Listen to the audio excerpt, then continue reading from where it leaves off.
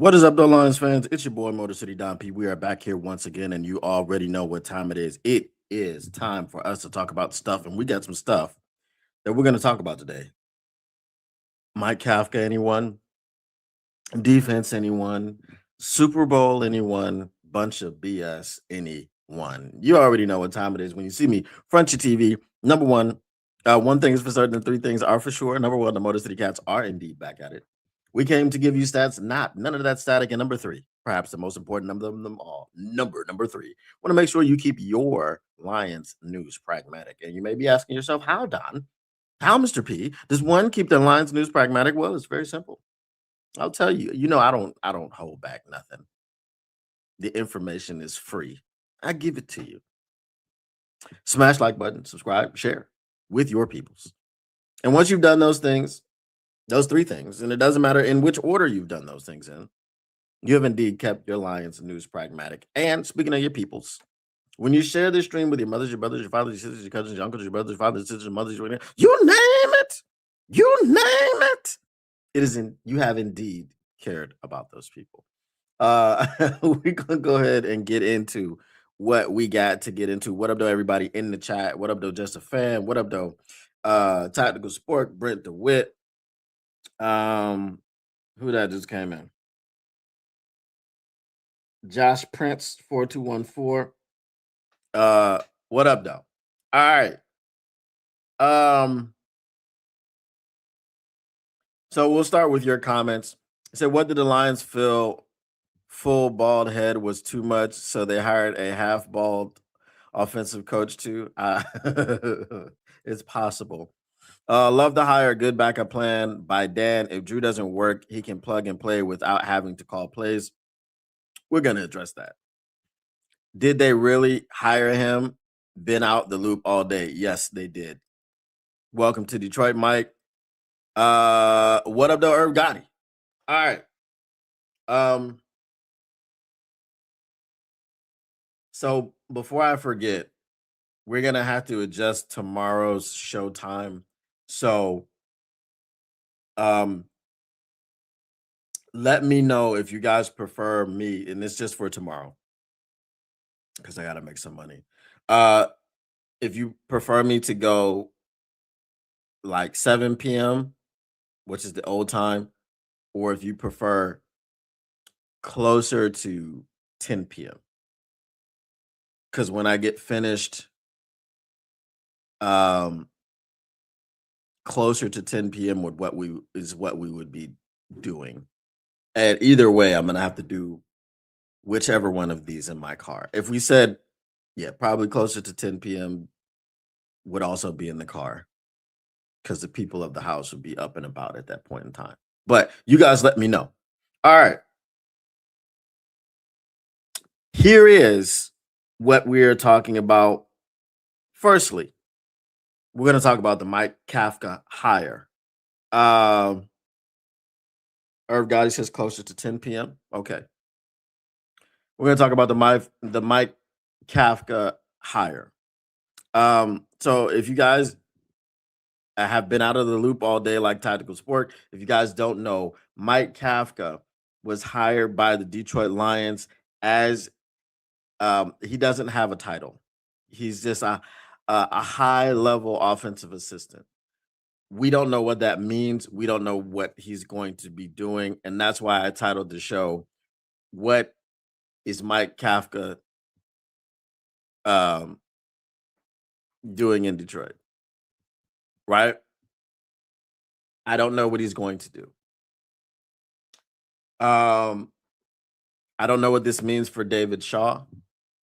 I don't know what this means for Scotty Montgomery. Apparently, Scotty Montgomery has taken OC interviews. He's interviewing for the OC position in Baltimore.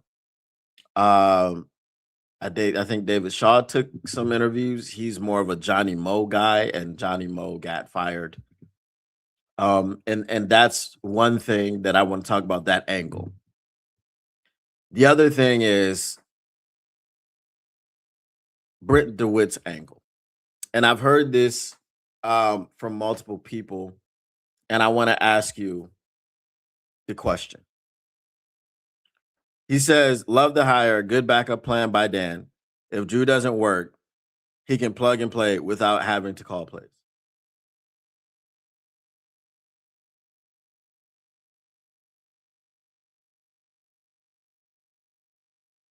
Now, I'm not being negative at all. I like to look at things from all angles. If that's the case, if you felt that you needed to bring in a fail safe, then didn't you fail with the first hire?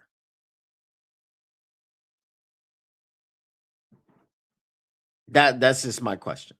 If you felt the need to bring in a fail safe, then you felt that the first hire would fail. You've already brought in Johnny Moe with no parachute, no net, nothing to catch his fall. Are you learning from your past mistakes, or did you just have a knee jerk reaction to hire Group Pretzel? Because I asked that question because there's someone who is going to be involved in the Super Bowl who is another person that you interviewed for your offensive coordinator position, and that's Jake Peets. We got pets, but we were looking for Peets. That's crazy, right? So you had Jake Peets, and he was available. You interviewed him. I don't know, but he is the Seattle Seahawks pass game coordinator. Cool. You hired a guy that wasn't even listed on your interviews. Again, my question is, did you make the wrong move if that's the angle that we're going with? Did you second guess yourself and say, "Oh, we need to bring someone else in here"? The first angle. I'm gonna see what y'all are saying. Um, 10 would be better for me. It gives me time to get in and out of the gym. Okay. The regulars have spoken. We'll do it closer to 10. Um, run game, pet sing, pass game, Kafka. Okay, cool. That's another that's another angle I wanted to talk about. Okay. So run game, pet sing, or pretzel, as I like to call him, pass game, Kafka.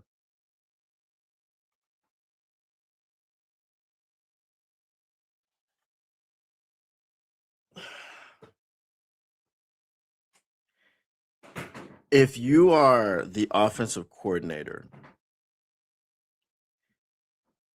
and you can't call a good pass game and you can't marry the run and the pass game yourself, and you are calling plays, did we not just have a similar situation where you had a guy that was calling plays, but he had input from 45 different coaches, and then it didn't work, and then you had to take away his play calling duties, and you called plays from week 10 on. I I know there's a run game coordinator, there's a pass game coordinator, and there's an OC who coordinates both of those things together and then calls plays. So I get that it's done. It just feels to me kind of disjointed if that's the way that we're looking at the hire. If we're saying, okay, well, one guy's going to do this and the other guy's going to do that. And then there has to be a marrying together of philosophies and a coming together at the table. Again, I'm just playing devil's advocate here. Like a lot of people seem to rationalize it, but I feel like if you are hired as an offensive coordinator and then we have to bring in someone to coordinate your pass game because you're not good at passing the football. That seems a little bit asinine. Y'all get what I'm saying? Like, I just we're not confident in Group Pretzel to oversee the pass game. Again, I know what a pass game coordinator does. I know what a run game coordinator does. But I've never heard of hiring a guy as your offensive coordinator who half of the offense he's not good at calling and he's not good at coordinating. So you bring in another guy. Now, the fans in Arizona would say, okay, he can't scheme wide receivers open, but then also you have Marvin Harrison being wide open, dropping wide open passes. So which one is it?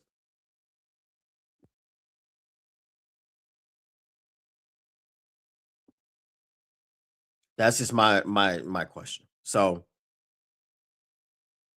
let me get to your comments.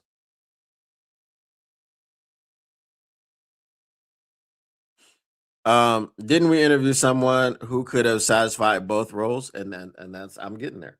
I'm getting there. I'm getting. Why waste the money on Drew if we don't trust him? It's exactly. This is the point. So the all the stuff that I've been hearing all day about this was that Dan hired Mike Kafka because he didn't trust Gru Pretzel. And I'm like, okay, if you didn't trust him, why hire him? I don't think that that's what's happening here because that makes absolutely no sense. Okay?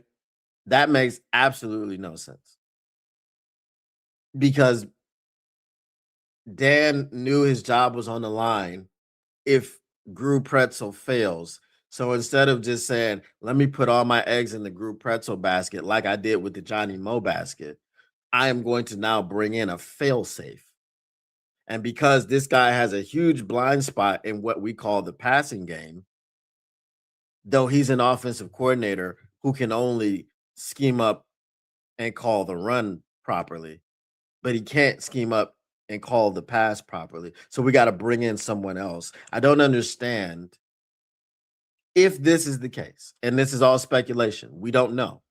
We don't even know what Mike Kafka's title is. If that's the case, how does that make sense? Just as Tactical Sports said, there was a guy that we brought in and interviewed, and we seemed to like him that satisfied both roles. He was great with the run, great with the pass, right? He's shown that he could work with a quarterback. I'm not gonna put Jared Goff in there. Jared Goff is eons better than Tua. Um, how about this? He's shown that he could work with a quarterback that has questionable physical tools, right? There's questions about Tua's arm strength. There's question about Jared Goff's arm strength. I've seen Jared Goff hit Jameson Williams 50 yards down the field. I think it just looks like a duck and it quacks like a duck, but he's got more zip on the ball than I think we give him credit for. It just doesn't look pretty. That's all. Um, but I can also see why the Detroit Lions have said that Mike McDaniel is not a fit. And it's a very simple reason. Commitment. Commitment is the reason that I'm going to give you for Mike McDaniel not being a fit. I can't give you a schematic fit. I can't give you X's and O's fit. I can't give you he doesn't know how to run the ball fit. I can't give you he's not going to be able to maximize Jamison Williams fit. Hello, Tyreek Hill. I can't give you any of those things. The only thing I can give you is commitment because Mike McDaniel, while he's been offered a job and he got the same type of deal that Brian Flores got, right? If you don't go get a head coaching job, you are the offensive coordinator of the Los Angeles Chargers. And with Brian Flores, again, not getting the Pittsburgh Steelers job back in Minnesota is what it looks like, right? So uh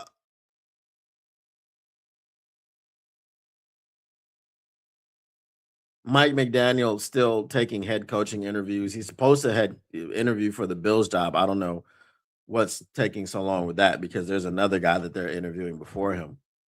But that's the only thing that I could say. Commitment. Mike McDaniel wants to be a head coach, and he was going to take the job. I don't want to say begrudgingly, but he'd rather be a head coach. This is why he hasn't settled down in Los Angeles. That being said, if Mike McDaniel and we're going off of pure speculation here with the Gru Pretzel situation. If Mike McDaniel is the guy that can marry the run game and the pass game together expertly well, I'm sure he's not going to be the only person who's hired as an offensive coordinator who can do both things. So if this is what Mike Kafka is here for, to oversee the passing because Gru Pretzel can't do it, why did we have to hire the one guy who's going to get hired in this cycle who can't do both? That's my question. Yeah, and feel free to answer that question in the chat. Um, all right. So it says we need to do the same on defense, zone coordinator. Oh, we're gonna get to that. We gotta get to that. Raheem Morris is out there, doesn't have a job yet. Coach Shep needs help for sure. He says zone coordinator. There's more to the story than the fans know. That's absolutely, absolutely. We don't know anything, including his title. He's just a high level offensive assistant. That's it. Wait a minute. Is Mike Kafka coming in as assistant head coach? He may be the assistant head coach if I think Scotty Montgomery is still that, but if he leaves and goes somewhere else, we're gonna need a new assistant head coach. Is it gonna be Hank Fraley? I mean, Hank Fraley had a bigger role in the offense, and Hank Fraley is the offensive line coach, and we couldn't run the football. So we went from 4th to 23rd. So I don't know. I just got here, thought we'd be more excited. Kafka's clear replacement for Scotty Montgomery and pairs fantastically with Pet Singh. What a hire. I know they're like friends. I'm again.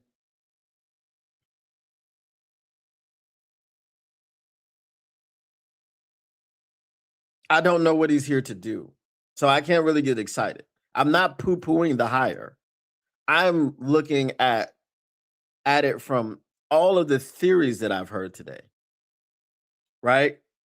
The theories that I've heard. And I'm like, well, if those theories are the least bit true, then the hiring of Pretzel doesn't make sense. That's what I'm saying. I'm not upset that we hired Mike Kafka. I'm not poo-pooing it. I'm not doing any of that. Right? I'm just trying to rationalize if any of these theories are correct, then what was the reason for hiring Pretzel? That's all I'm saying.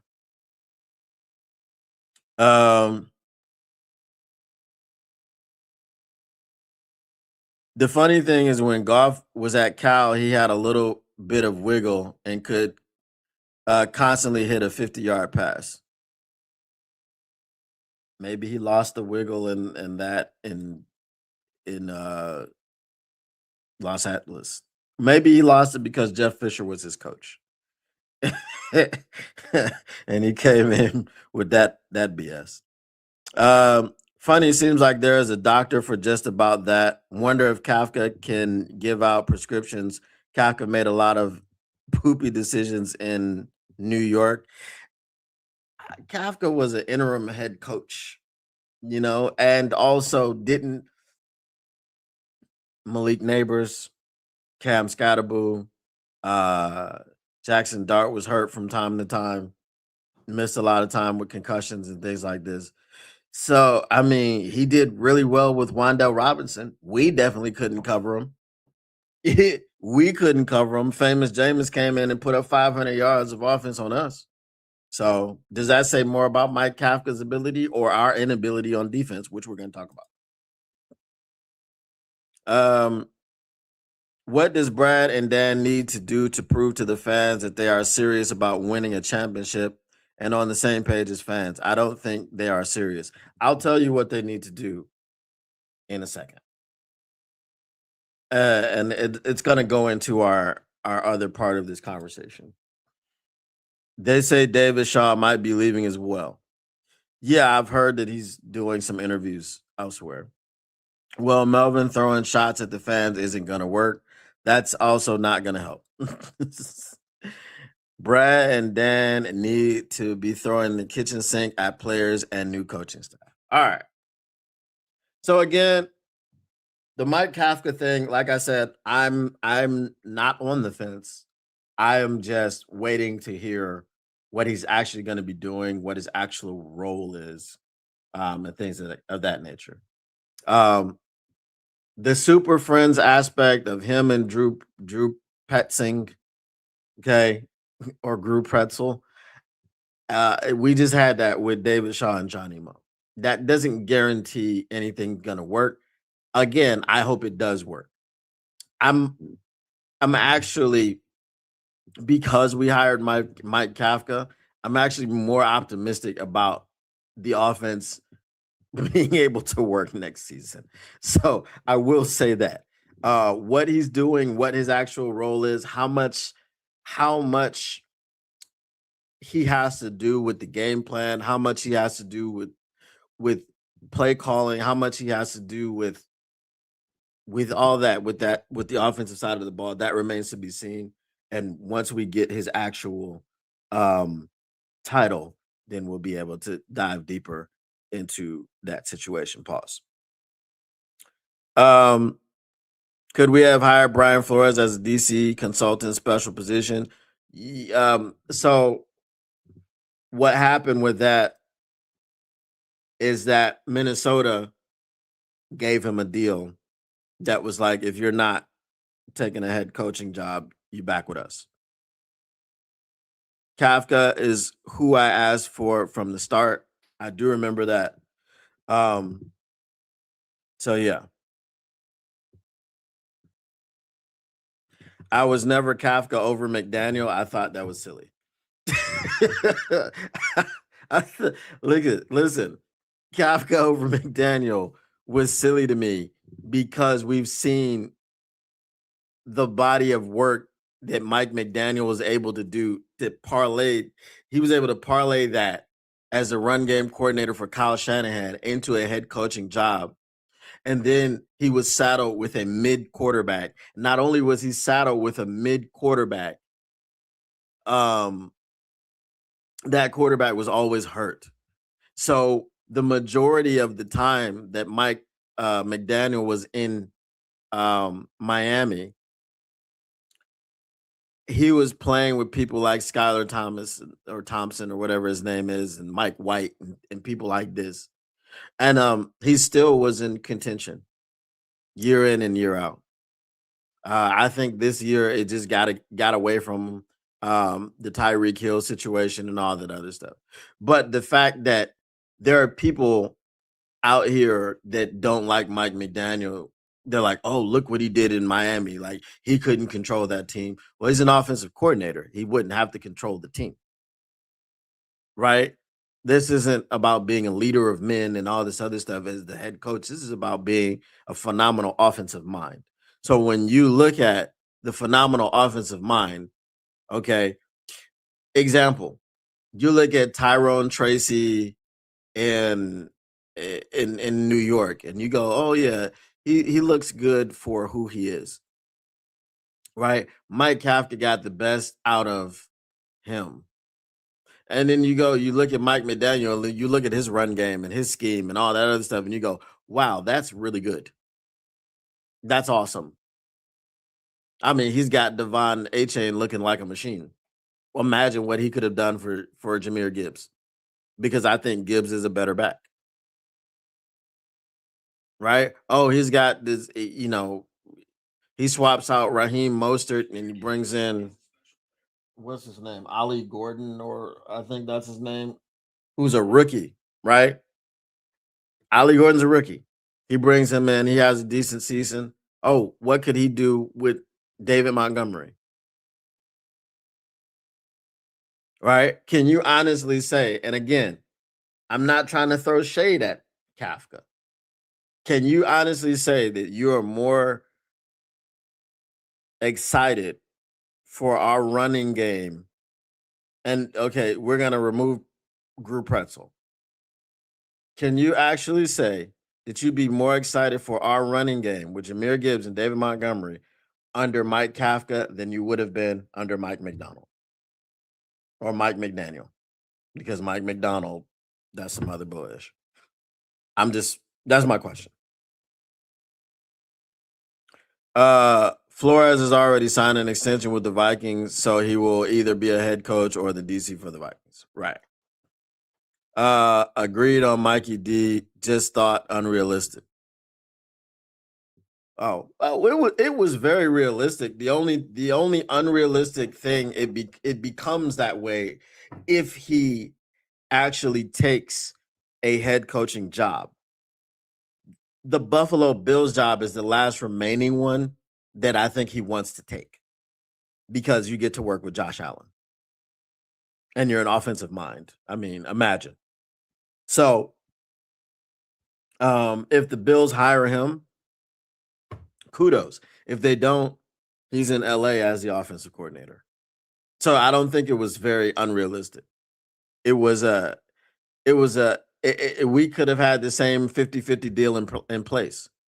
Hey, we'll let you go out and get somebody, or we'll let you go out and get a head coaching position. But if you don't do that, then you revert back to the Detroit Lions as the offensive coordinator. Do you think Group Pretzel would not have been available? Do you think Mike Kafka would not have been available?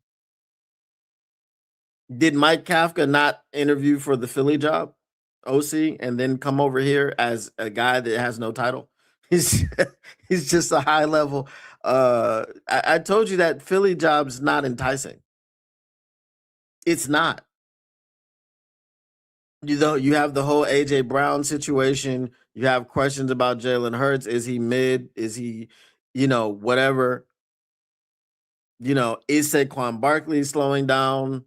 Was it all Kevin Patula? But then again, the big thing, you got AJ Brown, you got Nick Sirianni, who's not likable. He's not a likable guy, right? So it's all of that stuff makes the Philly job not as enticing as people think it is. I've been living 20 minutes from MetLife for 20 plus years and never heard of Mike Kafka until he took over the New York Football Giants a few weeks ago, or whenever it was. No, he played for Andy Reid uh in Kansas City. And he coached under Andy Reid as well. So yeah, Mike Kafka's had a name. He's had a name.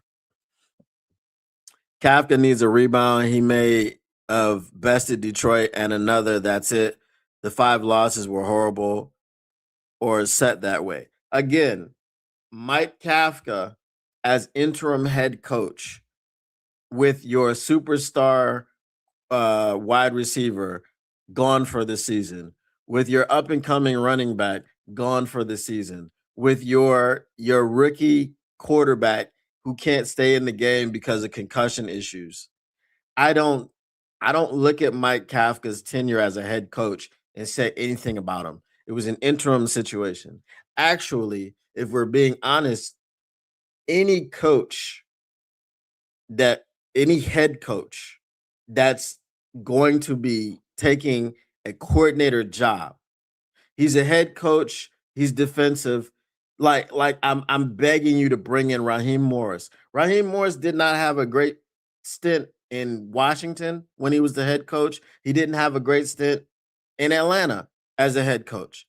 I don't care about any of that because he's not coming in here as a head coach. He's coming in here doing what he does best, which is be a defensive mind. Mike McDaniel, whatever you want to say about him in Miami as a head coach, that's fine. I don't care about that because he was coming in here to be an offensive coordinator. He's an offensive mind. We're using his mind for offense. We're using a guy's mind for defense, how they are able to understand and execute and teach that side of the football. That's all that matters when we're talking about a coordinator. If you failed as a head coach, so what? It doesn't matter, right? You are a head coach. You had all types of responsibilities. As an offensive coordinator, you're responsible for offense only. As a defensive coordinator, you're responsible for defense only. You're not responsible for the whole team, which means you're responsible for offense, defense, and special teams, which means you're responsible um, for hiring staff members and so on and so forth. You're not responsible for any of those things if you're not a head coach. So no, I don't look at a person who failed as a head coach and say, well, they failed as a head coach, they can't be a good coordinator. I don't. I don't do that. You guys shouldn't either. Uh what up, though, Mr. Morale 313? Um again, for those of you who are just getting in or who have been here for a few minutes, tomorrow's show is going to be closer to 10 p.m. Um yeah, I'll probably be doing it from my car. It just depends. I'll be back on my side of town around 10:30. I don't know if that's late to start the show, but you guys let me know. Um I don't think many people were beating down Pat Singh's door for a job anywhere. Right. He would have been available. So if you said, okay, Mike, you go do your search, and if you don't, and if you do, good luck. We'll see you during the season. Now we can hire Group Pretzel. You know what I mean? What you mean level three?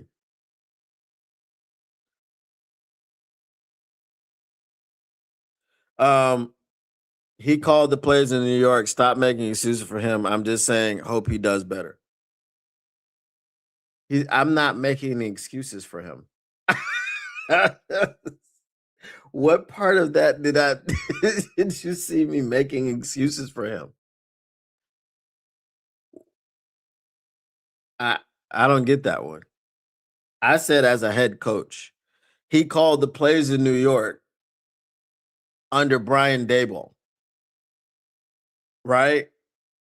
Okay, but he's not being brought here to call plays. That's the other situation. Drew Pretzel is going to be the play caller, right? If anything, he's going to have input as the pass game coordinator or whatever the case may be. Damn, Raheem was an HC in the NFL when he was 33. Yeah, I think that's when he got the Washington job. Oh, the weather.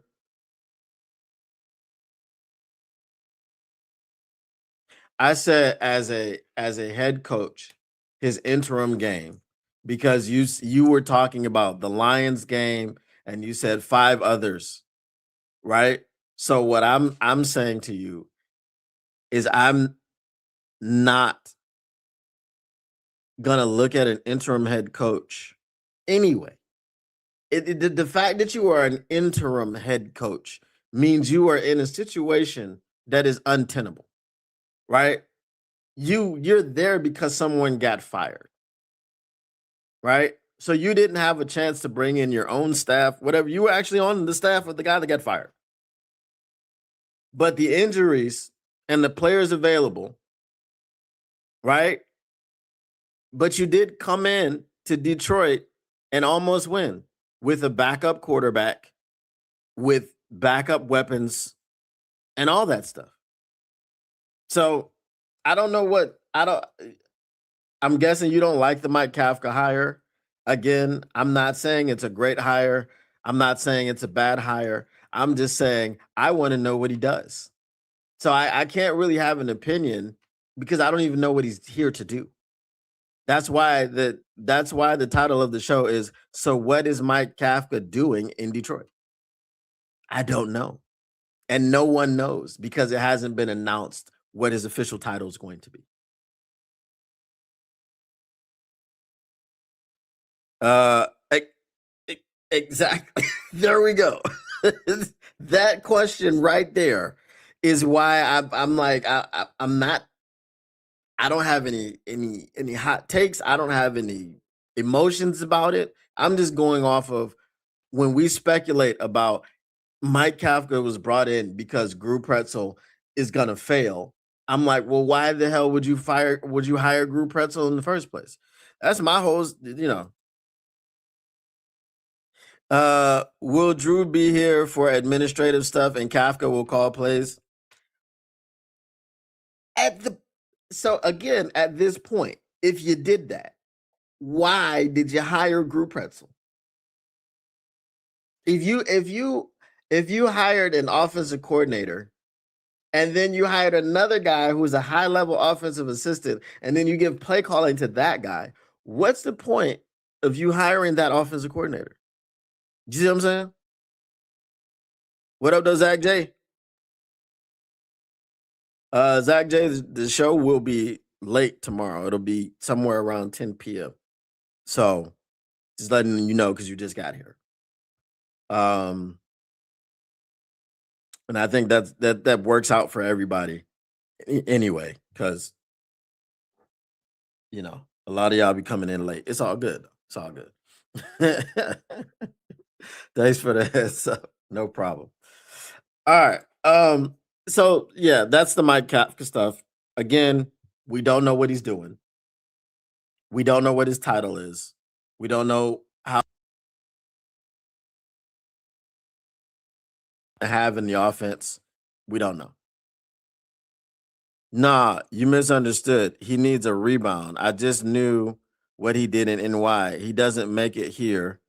He go back being a question in the books. Okay. That's all good.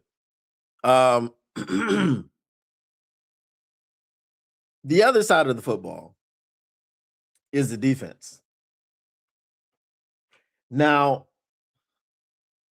again, I read you guys some a tweet thread last time, and I forgot I was supposed to open up the phone lines. Let me do that. Let me open up these phone lines. Um,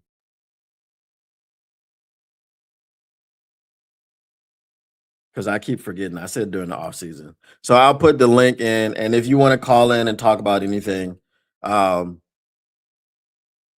you can do that. You can call in. You can keep your camera on. You can turn your camera off. It's up to you. All right. Um,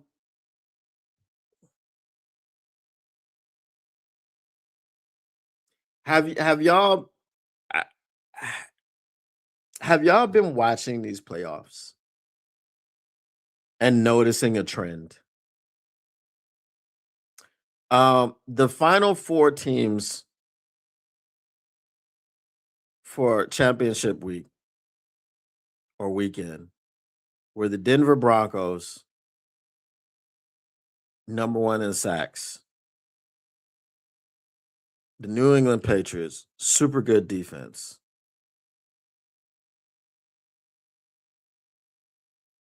the Los Angeles Rams, very good defense,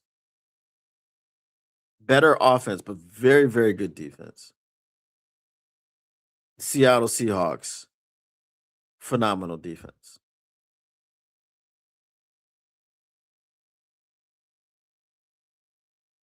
The Seattle Seahawks and the New England Patriots are in the Super Bowl. These are what? Patriots number 1, Seahawks number 4, something like that. Right? The number 1 and the number 4 defense, or 2 top 5 defenses are in the Super Bowl. So my question to you, and this is the question.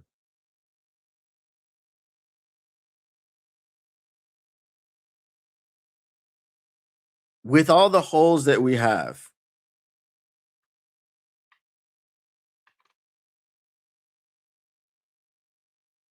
is it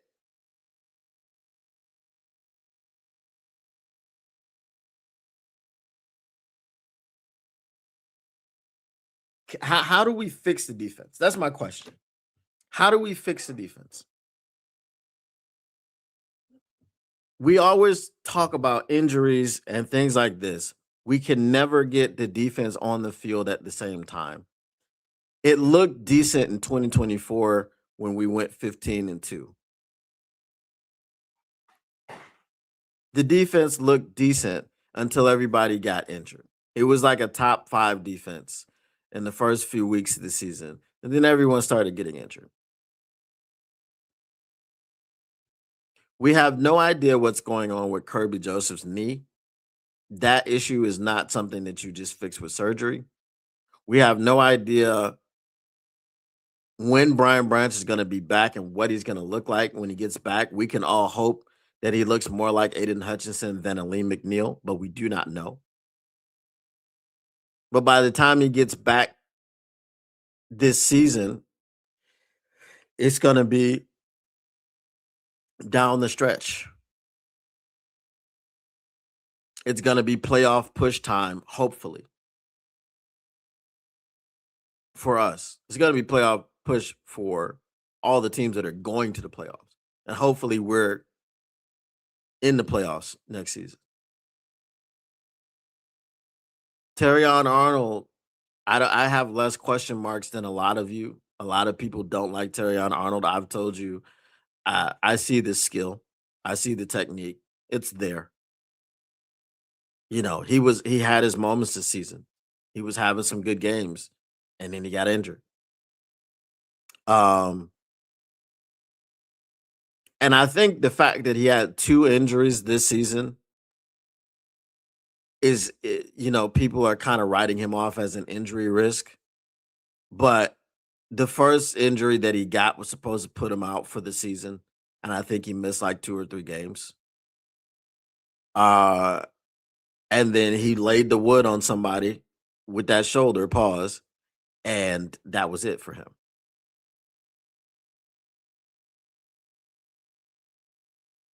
I've heard this about DJ Reed.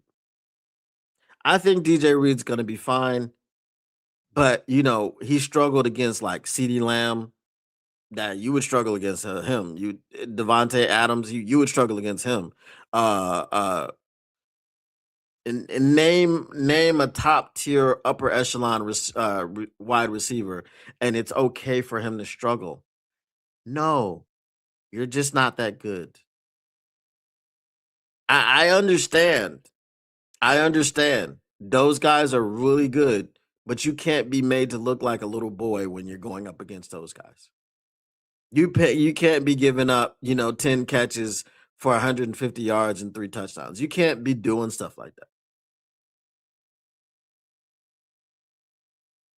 No one is calling him elite like a Darrell Revis. You wouldn't expect him to struggle against anybody.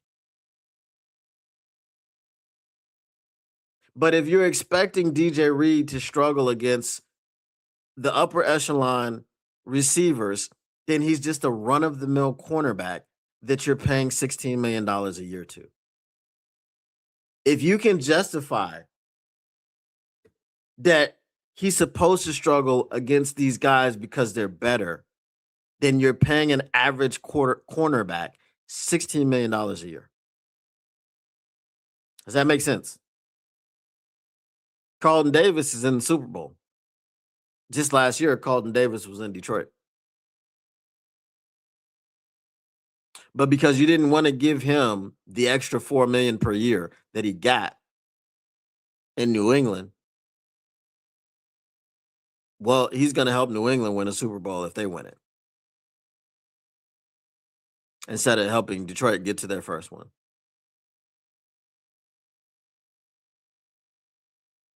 And then many people thought that it was a lateral move. DJ Reed, Carlton Davis.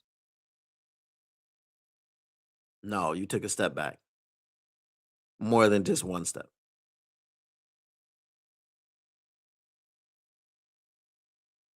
We are the only team, or one of the only teams, that plays with 3 linebackers in today's NFL.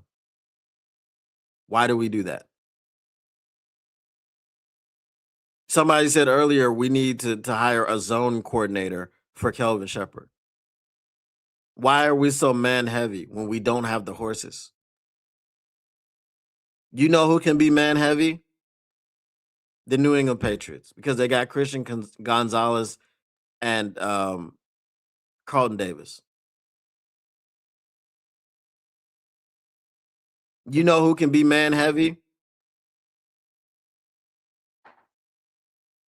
Seattle Seahawks, because they got Rick Woolen and they've got Devon Witherspoon.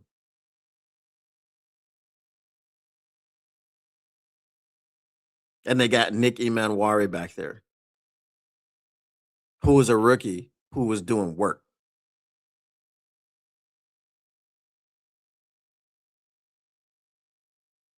Look at the secondaries of this team, of these two teams.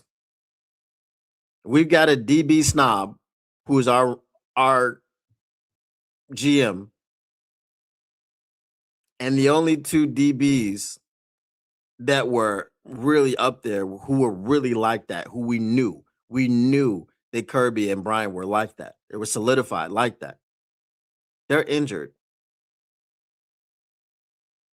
I think Terrion can be like that. I think it's very ironic that Terrion Arnold has a podcast called Closed on Sundays with the best cornerback in the league.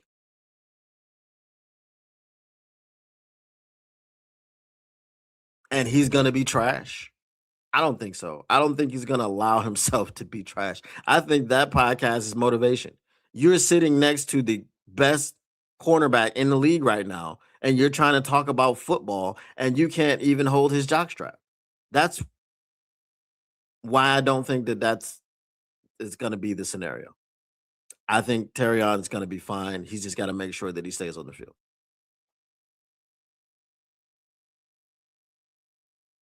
But what else do we have in the secondary? Ennis Rakestraw? Okay, cool. Let me know when he plays a game. I'll be waiting with my popcorn. So is this defense enough? Can we and how do we fix it? Because with all of the just like people are saying, hey, if Brad Holmes drafts a cornerback in the first round, I'm gonna be pissed. Well, I'm not gonna be pissed that he drafted a cornerback in the first round, because that means that he's trying to replace DJ Reed. But you know what? I'm gonna be pissed that we got to that point, because we need so many other things, and you tricked off all these third round picks.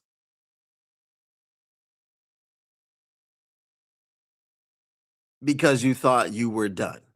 You thought, oh, I drafted 4 all pros. Let me just draft a bunch of bums now. And there were many Yahya Diaby, Colby Turner, so on and so forth, et cetera, et cetera. Many people drafted in the third round after Hendon Hooker that did so much more work than any of these guys that we've drafted, including Manu, Hendon, Tesla, Broderick Martin. Again, Tesla probably going to be really good.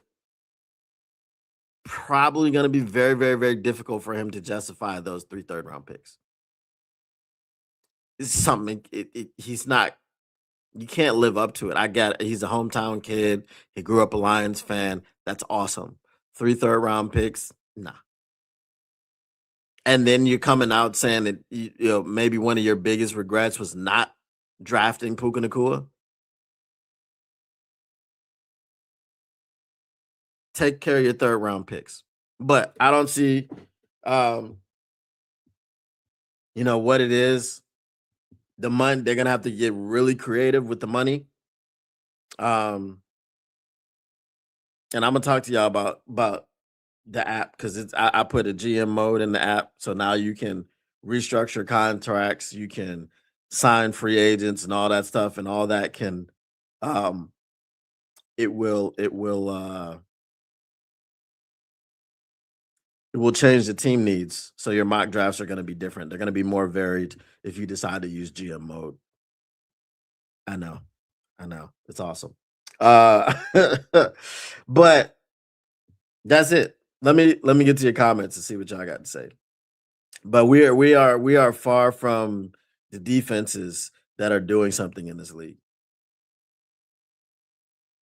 I'm noticing this would have been a good year to not suck. LOL. Yeah. Yes, I have. All of the teams have had a far better defense than the Lions. Yes, the AFC looked horrible throughout. The AFC looked very defensive throughout. Funny. D-Law said he was never going to see a Super Bowl in Dallas. You're right. Seattle does have a good D, though. Well, I've always been told that offense wins games, defense wins championships. But what do I know? According to Brad Holmes, you don't know much. According to Amon-Ra St. Brown, you don't know ball. To fix the defense, you start by resigning Davenport, Levi, and Pascal. I'm sorry. I had to. That's what you don't do, kids. They don't want to fix it. They believe they will just outscore everyone. And that would be awesome if you could. If you could just put up 50 points a game, no one would care about the defense. No one would. But the fact of the matter is, you can't. You can't. Well, DJ Reader may have BBR replaced. Everybody's saying Anzalone's on his way to the Jets, and nobody knows when Terrion's going to be ready. I mean, Terrion's going to be ready to go, by the offseason probably. But when is he going to be ready to take over the reins? I don't know.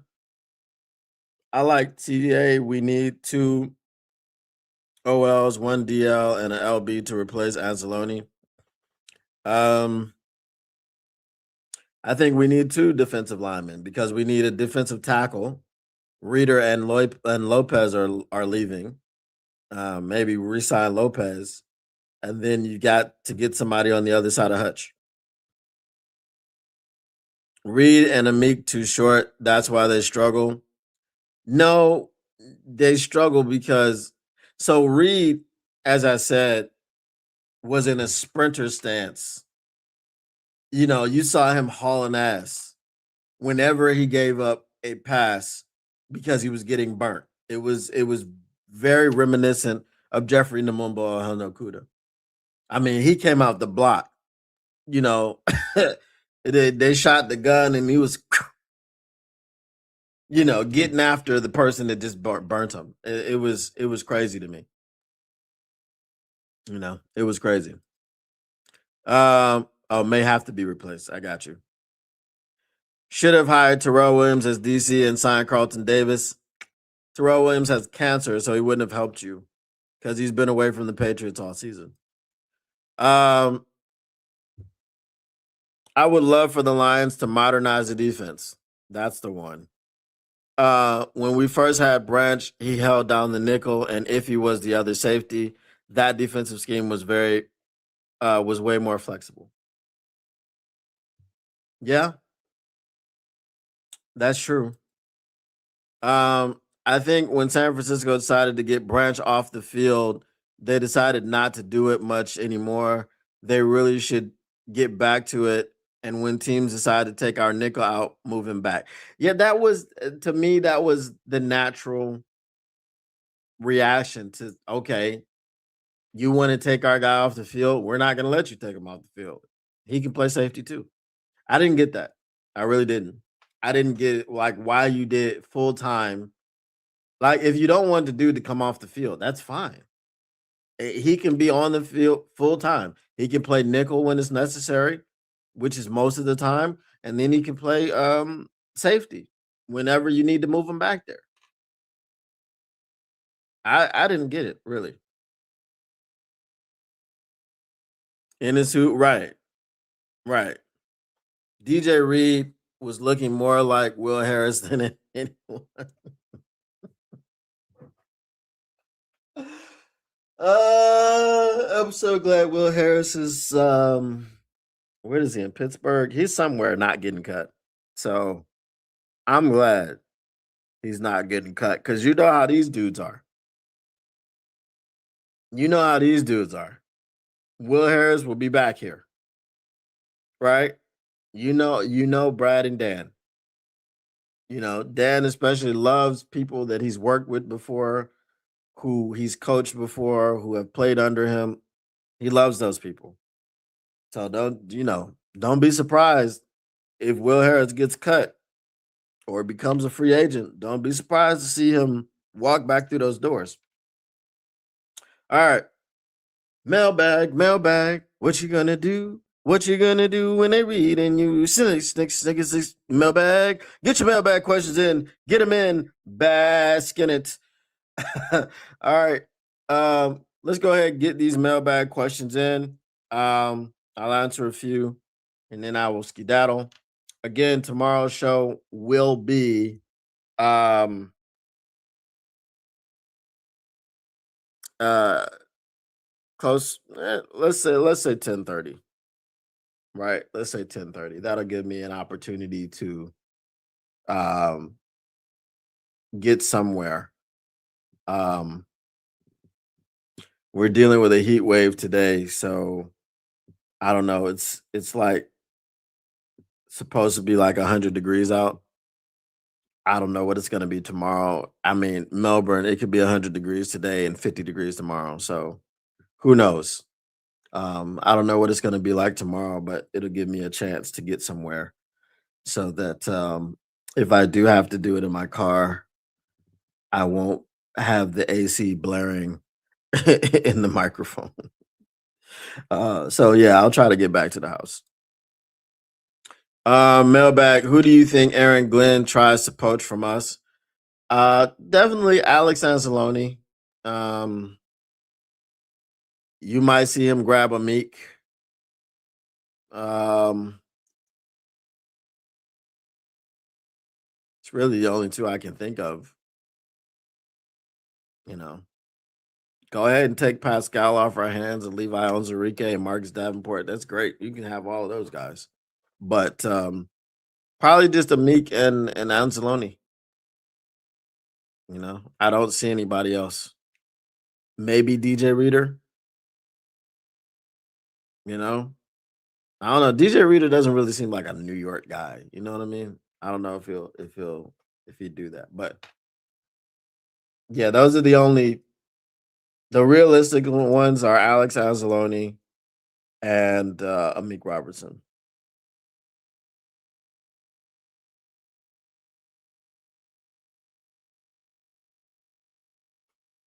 Um, Hopefully within the next couple of days, I'll have something to show you guys. I can show it to you um now, but there's some numbers that I have to get worked out. Um, I've got a whole NFL contracts 101 page so people that don't know about NFL contracts can go learn about them. Um, yeah, it's a whole GM mode, bro. You're able to make like trades. You're able to make, and this is all off season stuff. Leading up to the draft, and if you feel good about your team, um, and then I'll have a feature on there where you can like export your roster after all is said and done, and everybody can like you know uh share their rosters with each other, and it's gonna be fun. It's gonna be really interactive, and it's gonna be a real is how people will do mock drafts every day. Well, this is something that you can do that's going to be a whole lot different, and it's really going to um benefit you if you're a mock drafter, because you're like, oh, I'm basically creating a whole roster, and you're like, oh, I can do it better than Brad Holmes, like this. It'll be fun. Mailbag, who do you think was worse? Okuda. That's not even a question. It ain't even a question. How my dough flows. If you're good, you got those. Ladies, ride in your bump like a Tahoe. What you ain't know. It's easy, but hit me though. Baby girl, best have my money for sure. But hashtag, if you know, you know. He said hashtag. Okuda it's not even a question, bro. Okuda was so trash because Okuda was the number 3 overall pick. Will Harris still has a role in this league. I don't know where Jeffrey Namumbo is. I think he was in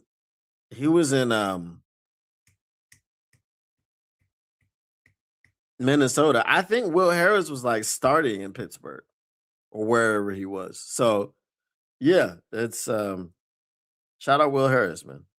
Jeffrey Namumbo is worse. I thought I saw Aaron Glenn trying to poach Anzalone. Yeah, that's what everyone expects to happen. Everyone expects to happen. Um, for those of you who don't know what I'm talking about with the GM mode, am creating.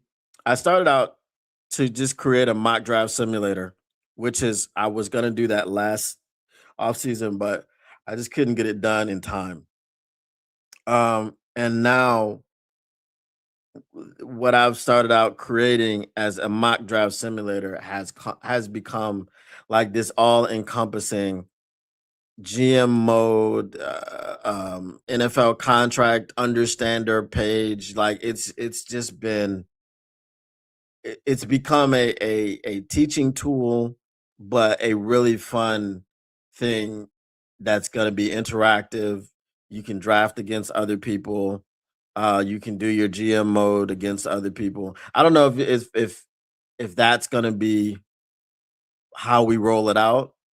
Um, but probably that would make sense because if you're doing the GM mode against other people, then obviously you got your same what you call it. You have different needs that you filled, and then you can go into the draft with your different needs. Hey, I needed as a Lions fan, or as the Lions GM, I've signed Tyler Linderbaum and freaking um who's that?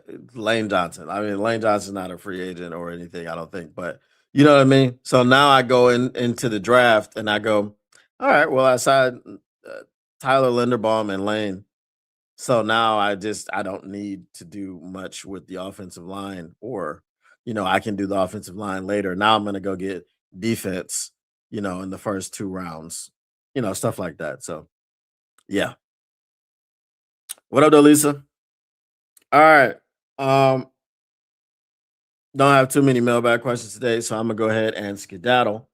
Like I said, just as a final reminder, tomorrow's show will be closer to 10:30.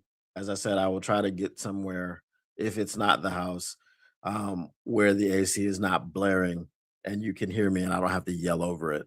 Um, but hopefully I can get back to the house by then, and yeah, we can get it popping. All right, y'all. Once again, the Motor City Cats are indeed back at it. We came to give you stats, not none of that static. Whatever you do, make sure you keep your Lions news pragmatic. And we are out. Peace. Appreciate y'all.